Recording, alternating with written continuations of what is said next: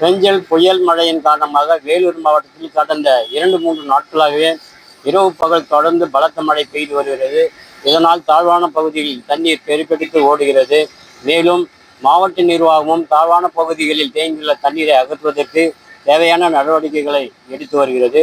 அதே வேளையில் வேலூர் மாவட்டத்தில் உள்ள 233 நீர்நிலைகளில் நீர்வரத்து காணப்படுகிறது.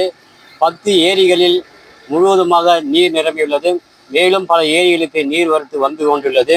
மாவட்டத்தின் குடிநீர் ஆதாரமாக விளங்கும் பாலாற்றில் தற்போது நீர்வரத்து பெருகெடுத்து ஓடுகிறது. இதனை பொதுமக்கள் வியப்புடன் பார்த்து வருகின்றனர். பாலாற்றில் தண்ணீர் வருவதின் காரணமாக குடிநீருக்கும் விவசாயத்திற்கும் ஓரளவு போதுமானதாக இருக்கும் என்று பொதுமக்கள் தெரிவிக்கின்றனர். 3 வருஷம் ஆச்சு இந்த மாதிரி தண்ணி பார்த்து. கடைசியா 3 வருஷத்துக்கு முன்னாடி பார்த்தது. இப்போ ரொம்ப சந்தோஷமா இருக்கு. அந்த அளவுக்கு தண்ணி வந்துட்டு இருக்கு. என்ன வேணா இந்த தண்ணி மொத்தமே வேஸ்டா போய் கடல்ல சேருது. அதுக்கு குறுக்க ஒரு அணை கட்டினா எங்க விவசாயிகளும் நல்லா இருக்கும், விவசாயிங்க பயன்பாட்டுக்கு தேவையா இருக்கும். அது மட்டும் இல்லாம எங்களுக்கு குடிக்கிற தண்ணியும் குடிநீரும் அதிக அளவு தண்ணி கிடைக்கும்ன்றதை நாங்க நம்புறோம். அதேனால 3 நாளா மழை, பாலாத்துல வெள்ளம் போயிட்டு இருக்கு.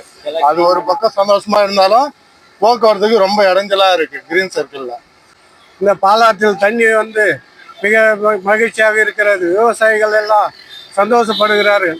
இன்னும் இந்த ஆற்றில் இந்த குப்பைகள் தூசுகள்லாம் கொட்டாது இருந்தால் இன்னும் சௌகரியமாக இருக்கும். 2 வருஷத்துக்கு அப்புறம் மீண்டும் தண்ணி வந்து கொண்டு இருக்கிறது.